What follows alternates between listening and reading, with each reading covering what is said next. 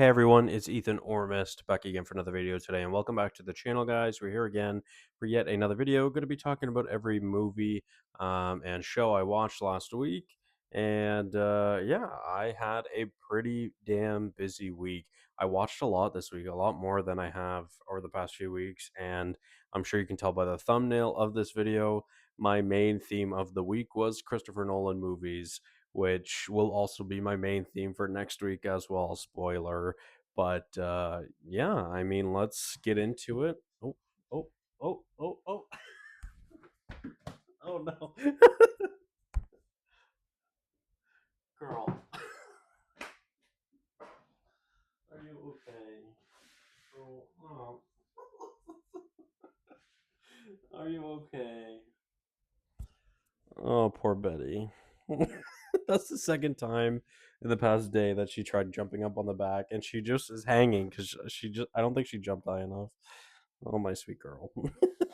I dropped my phone in the process of that as well. Anyways. Okay, let's start it off with the one and only season of TV that I watched, which I'm sure you can probably tell by the lighting. I am recording this later in the evening because Mel and I just finished the season finale of Love Island Season 8, which I've watched about half of the season with her. I've watched every episode, I think, but one or two since Casa Amor. So I've watched most of the later half of this season. Figured I'd give it a rating, and I enjoyed it. It's my first time watching Love Island. Mel and I are probably gonna watch season 7 and season 6 together. She has watched season 7. She watched it last year, and neither of us have watched 6. So yeah, I mean, it was decent. There were some moments I definitely enjoyed.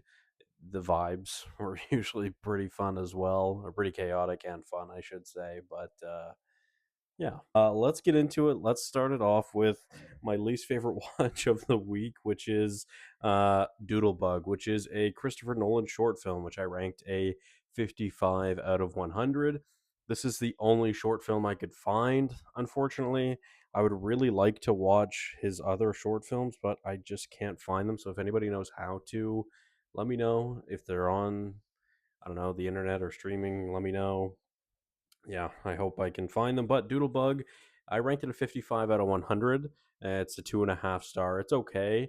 It just kind of solidifies that I really would like for Christopher Nolan to make a foreign, or not a foreign film. I was supposed to say a foreign film, to make a horror film, which hopefully one day, hopefully soon, hopefully one day.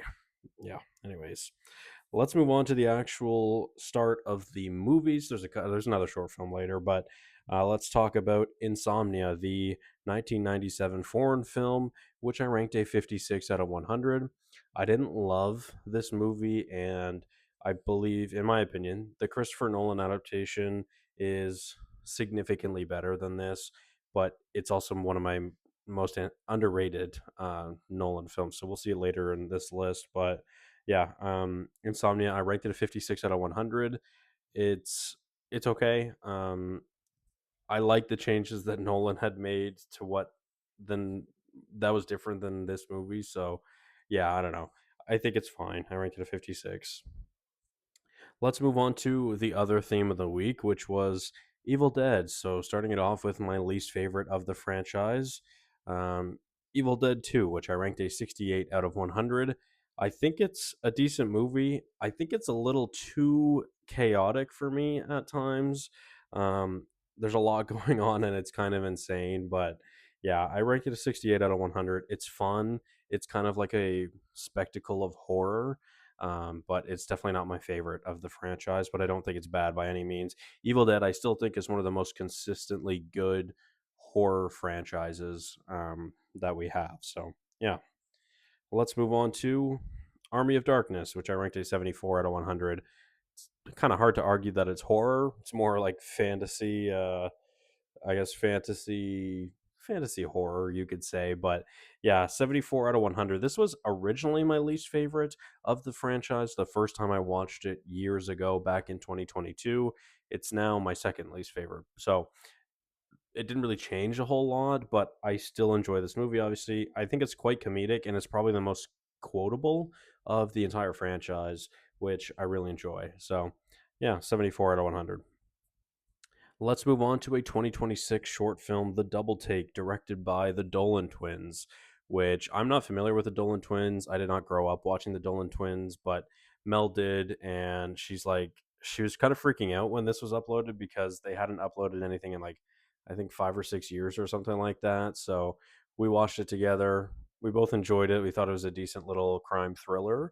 And yeah, I mean, we're just interested if they're going to continue doing this, if there's going to be more, if they're doing other things. Anyways, Mel now wants to go down a rabbit hole and show me old Dolan videos, which, like I said, I've never watched them growing up. So, anyways, 75 out of 100, a nice little short film. Like I mentioned earlier, you can probably tell that the lighting is different from most of the rest of this video. We went out with some friends tonight. We ended up watching a movie, which I didn't really plan, or I didn't. We didn't really plan, just kind of the way it worked out. And our friends and I, we watched Bridesmaids, and I'm not gonna lie, I wasn't really feeling it. I was really fucking tired watching it tonight, I guess, and I could barely keep my eyes open for a lot of it, which sucked because I've only watched this movie one other time before, and I ranked it like an 88 out of 100. I really enjoyed it. I laughed a lot. This time, though, I think I was just too tired to enjoy it, so I probably shouldn't have even changed my rating, but I did lower it quite a bit from an 88, I believe, down to a 76. So, again, take that with a grain of salt because although I really enjoyed it last time, I was just too tired to enjoy it this time. Let's move on to The Evil Dead, the 1981, the one that started the franchise, which I ranked an 82 out of 100. I think I actually might have lowered my rating a little bit. I think I had this at like an 88 out of 100 originally when I watched this back in 22. So it's been a long time. Obviously, I've watched a lot of films since then, and I've learned how I rank things a little bit better, or a little bit more accurate to my love or dislike for the film. But, anyways, I enjoy this. It's really creative. It's super campy. It's really funny, and I really enjoy that. And yeah, I mean, ultimately, it's just a really fun movie, which I ranked it 82 out of 100. Let's move on to Evil Dead 2013, which I really enjoy. I think I enjoyed it more this time than last time as well. It's really a lot of fun. It's really a lot of fun. I ranked it in 84 out of 100. It's so gory. There's so much blood. It's kind of outrageous, and that's what I enjoy about it. It's really unrelenting, I find. Fede Alvarez is a great director, and I think he's got a great eye for horror, similarly with Alien Romulus. So yeah, shout out Evil Dead 2013. Shout out Fede Alvarez, like I said. Um yeah, I yeah, anyways, let's move on to also an 84 out of 100, Evil Dead Rise, which I ranked an 84 out of 100, like I said. I am slightly edging this above Evil Dead because although I think there's some pretty gnarly stuff going on in this one as well, again, full of blood, I think for the most part, I prefer the vibes of Evil Dead 2013 more, but Evil Dead 2020 or Evil Dead Rise from 2023, it has my favorite opening title card of any movie ever. I love it. I've seen a lot of movies. I've seen a lot of movies now. On Letterboxd, I have over 2,000 different movies ranked, and Evil Dead Rise is genuinely, it's probably my favorite title card in any film. I can't really think of anything that I enjoy more. So yeah, I know a lot of people talk about that, but it's not. It is my favorite part of the movie. Sorry, I had to sneeze. Anyways, let's move on to where most of the Nolan is, which is the top of this list. So let's start it off with Tenet, which I ranked an 88 out of 100. I previously had this ranked at 86 out of 100, I believe, and yeah, definitely enjoyed it more this time. I kind of love this movie more and more each time I watch it. Wouldn't be surprised if it got up to a 4.5 star next time I watched it. But yeah, I really like Pattinson and Washington in this together. I think they have good chemistry together. There is kind of a portion of it that I don't love, but the Ludwig Göransson score in this really elevates this film for me. I think it's also really beautiful. The cinematography throughout this movie is really, really at times I want to say jaw dropping, especially because of the actual like theme throughout this film, but yeah, it's a lot of fun. It's one of my favorite scores ever, and shout out Ludwig. I can't wait to hear the Odyssey score. I'm so excited because when that 5 minute clip was in theaters before I think Avatar or whatever, it that score that was playing was fantastic, and I'm really looking forward to it. So, anyways, Tenet, an 88 out of 100. Let's move on to Insomnia, which I have ranked a 90 out of 100. Again, this is in my opinion, it might be Nolan's most underrated and underappreciated film. I know it's a remake of a highly respected foreign film, but I think the changes that Nolan makes in this film are makes it better than the original foreign film, and ultimately I think it's a lot more interesting. Plus, Al Pacino and Robin Williams and Christopher Nolan is a trio not to be messed with. It's gorgeous. It looks great. I love it. I love it very much. Let's move on to The Prestige. The Prestige is a movie I enjoy more every time I watch it. I have it now ranked a 91 out of 100. It's it's really amazing. I think I see more of it now. Like I can kind of figure out the plot a little bit more now. This is my third time watching it, and I can definitely I can definitely catch some things that I missed previously, which I'm happy about. Now, my next time I watch it, I want to see if I can figure out the difference between Fallon and oh, I'm blanking so hard. Christian Bale. I'm so sorry. I'm blanking so hard. Fuck, Borden. I blanked so hard. So yeah, I would love to be able to see if I can figure out the difference between Borden and Fallon. But yeah, anyways, 91 out of 100. Black Cat appearance. Nothing but wins around here.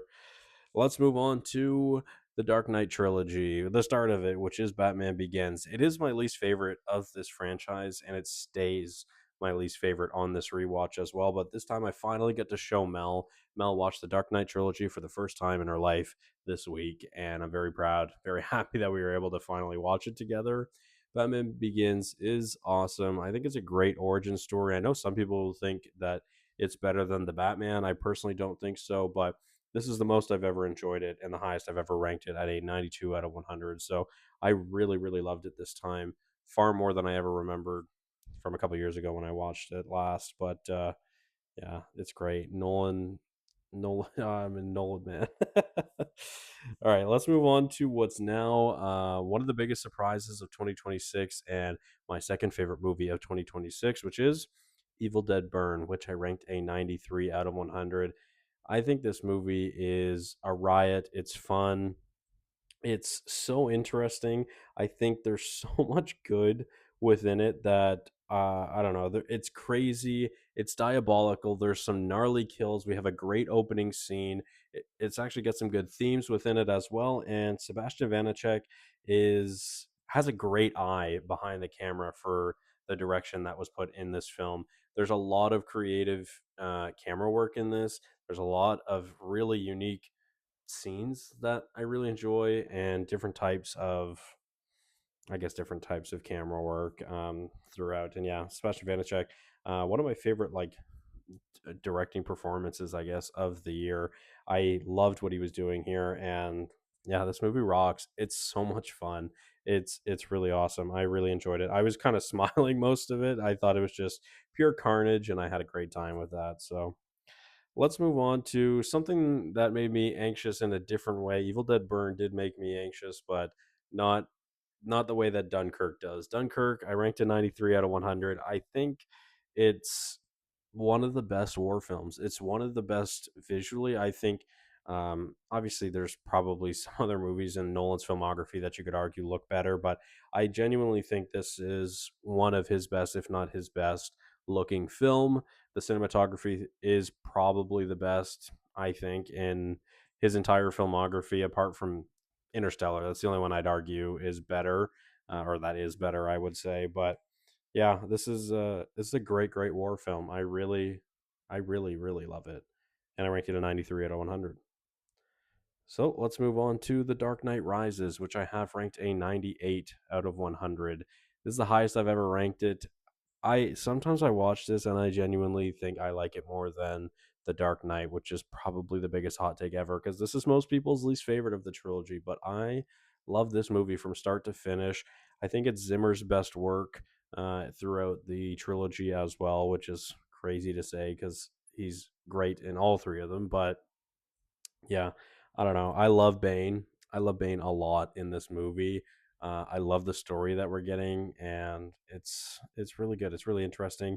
Honestly, kind of on the edge of my seat the entire time. But similarly to that is how I feel about the Dark Knight, which I still have ranked a 100 out of 100. Thinking about this over the past couple of weeks, I was thinking that this would go down. Stupid of me to think that. I didn't think it was going to stay a 100 out of 100, but obviously here we are. It still is a 100 out of 100, but it's not even my favorite or second favorite Nolan film. It's my third, which we'll talk about the other two next week, which I plan on rewatching those next week. So, yeah, anyways, thank you guys all so much for watching. Hope you did enjoy, and I will see you guys in the next one. Bye bye.